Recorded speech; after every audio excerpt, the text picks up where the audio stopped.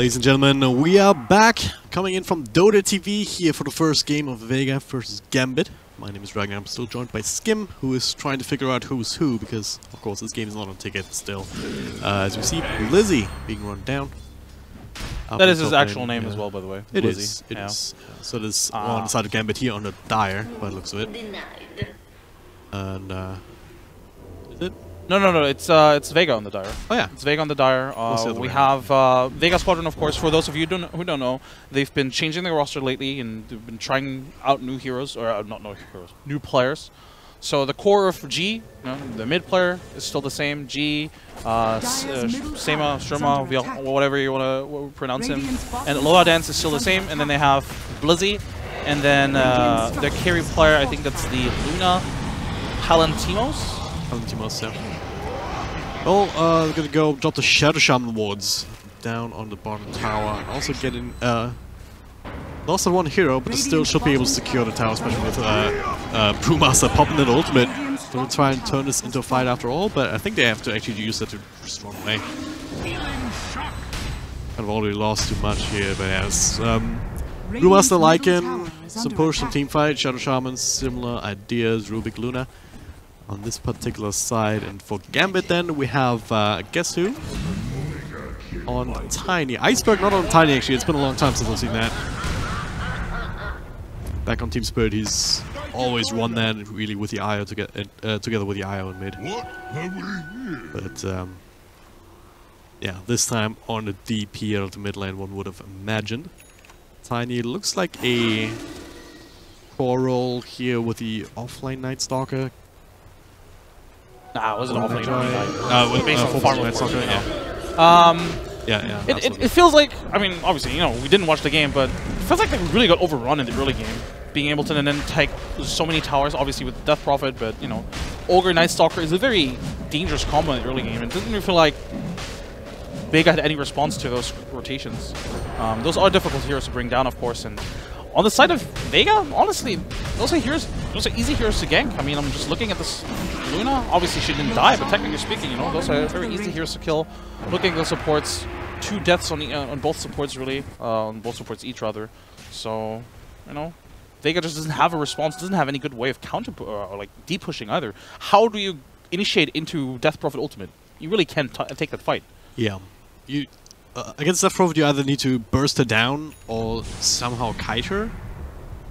But if you have that kind of start as early, Yule Scepter and everything, it's very hard to actually do, and they even claim the Aegis just now.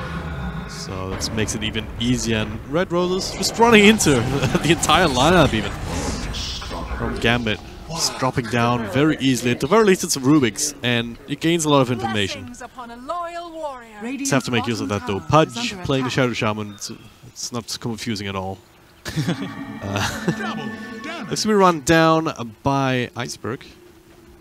Guess who does have a Shadow Blade on cooldown for another 10 seconds. He's buying some time here, which should eventually be run down. This should be a kill. Yeah. Well, this certainly isn't easy for the Dire side.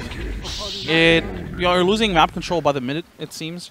There's not much you can really do about it once the Death Prophet Ultimate is popped. What we can do is just split push. Or just kill this Omni Knight potentially.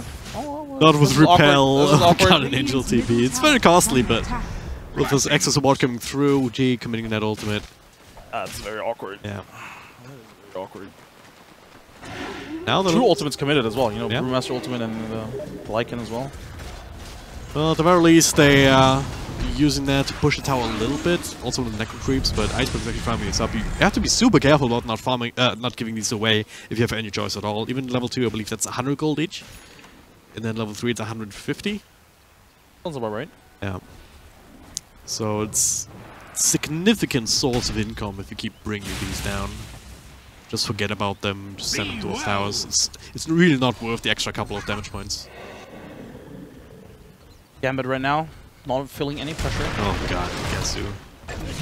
Guess who? It's Tiny! Oh god. Yeah, again, Gambit not really feeling any pressure. They don't really need to force anything. They could just wait for a couple more items, and it does seem like they're playing a little bit patiently. They do still have the Aegis and the Death Prophet on an Iceberg, of course, and might just, with this kill, might just try and group up, take this next tier 2 tower. Probably will have to commit the Death Prophet ultimate for it to really secure it. Although, as I look at the map, it doesn't really seem like Vega wants to contest this whatsoever. Yeah, they're all spread out, trying to get some extra farm. G does have a level 3 Necro book completed now, working towards that AC, but none of these are really big teamfight changing items, right? It's more down the split push route. You can still do damage, but it's mostly reliable when the enemy doesn't really fight back, when you can spend some time running them down with your superior movement speed. They do still end up popping that ultimate just to be safe. Vega is in such a bad position right now. Yeah. They don't have any good vision on the map, and the Death Prophet was in mid lane alone, and the Tiny and the Night Stalker were hiding. So effectively, Luna just couldn't push. Lycan couldn't push.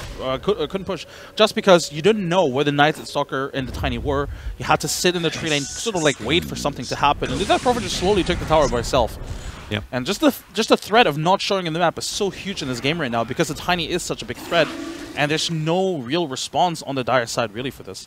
You mentioned, you know, team fighting items or abilities even, but outside of the Brewmaster, what can they really do in 5-on-5 engagements, right? Yeah, Eclipse is a nice spell, but that just it kind of pales in comparison to, you know, GA. You have sort of like a lot of burst damage where you can instantly pick off anybody, really, with the Tiny and the Night Stalker as well. So I don't know, feels rough. No. Yeah. No, yeah, it was never gonna work.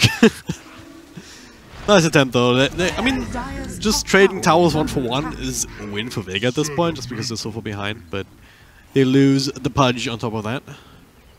Kappa.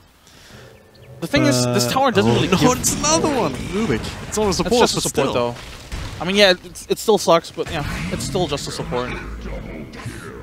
Well, the thing for Vega is though. Yeah, they trade tower for tower, and you have a point. Yeah, trading a tower at this stage of the game, still worth it. But this tower doesn't really give them too much. They still don't really have perfect access into this jungle because the tier 1 mid is still alive, whereas for Gambit, they can now control the enemy jungle if they want to, because there's no tower left alive outside of the base. It's not like Vega really had a choice in the matter, though. Yeah, the alternative would be to just try and contest top and keep their own tower alive, but that was never going to work. So they have to take what they can get at this point and hope for the best. I think that's what it really comes down to. I mean, Aegis is gone now. Yeah, Aegis is gone. Luna still decent farm actually. Switched that Manta style towards the Aghanim Scepter. This could be interesting. Having that rapid fire Lucent Beam could help you bring down the Death Prophet in the allotted time with what little lockdown they have between the Rubik and whatever the Shadow Shaman can actually get off. Level 1 in the Hacks, 2 points up in Shackles. I mean, even if it isn't the Death Prophet, as long as you just kill somebody, right? Oh, yeah. I mean, Vega only have 1 kill in this entire game thus far. Yeah. And most of that's going to be down to the Brewmaster. Like, we obviously, again, we haven't seen the laning stage because we came in 10 minutes into this game. But if you look at the scoreline, 1-3-0, this is not the scoreline that you expect to see on a successful Brewmaster, right? I cannot imagine him having had a lot of success with the Primal Split. I mean, we saw earlier. You know, he pulled the Primal Split on a repelled Omni Knight. Mid lane, they're going to go for the Lycans. Gee, way too far forward. Now gets tossed up, brought down immediately. Down on the sideline, Shadow Shaman died up top at the same time. It was just a solo kill from Omni Knight, but looks of it. Running him down with Repel, and now with the ultimate going. This is Creep coming in on top of the catapult. Yeah. And I'm not even sure the buyback is really going to change anything. This was also an Arcane Rune ultimate, by the way, I believe. So should be lower cooldown. Or did it just run? Honestly, it might have just run out before the ultimate, actually. But he definitely had the Arcane Rune pop beforehand. I think it was an Arcane Rune ultimate, because he popped it like 30 seconds ago, 30, 40 seconds ago. Alright, Brew Split, Iceberg, though repelled, Eclipse. Oh my god. This is the saddest thing ever. An entire Eclipse just to kill Catapult.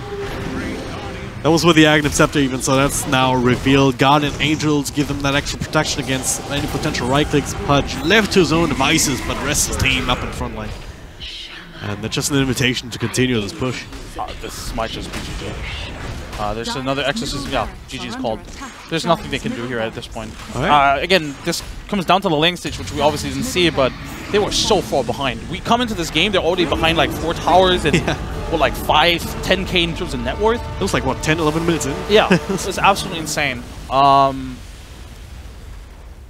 will say I don't know exactly how the draft went down, but I do think that Gambit just definitely had the better draft. We can find out. Big order. Like in first pick, Ogre Major Death Prophet opener, Then 5th pick was the Luna, so that's 3rd pick for Vega, I guess? No, the 2nd pick. It was 5th for Vega, right? Yeah, they had the Lycan first pick. I mean... So odd. I don't really agree with this draft then. Like, how do you just first phase Lycan, second phase Luna, and then you just, oh, last pick a Rubik? What? Yeah. You leave yourself very open, because those heroes don't even... So, obviously, you commit yourself to your push, but those heroes don't even do well in the laning stage. Not necessarily. I mean, Lycan and Luna do have advantages in the laning stage, obviously with the aura, but it's very exploitable. Especially if your support is a Shadow Shaman. I will say that I do think that the laning stage shouldn't have gone as bad as it did. I do think there's... I mean, again, without having seen it just on paper, I do feel like it should have gone better. But, I mean, if you open with a draft like that... Well, it is what it is. That does mean that we're gonna go to a game 2. Lobby's probably up already, so we're not wasting too much time. We came in through the Dota TV, which is delayed already. So we're gonna check on that. We'll be right back, though, with the next game in this particular series, so stay tuned.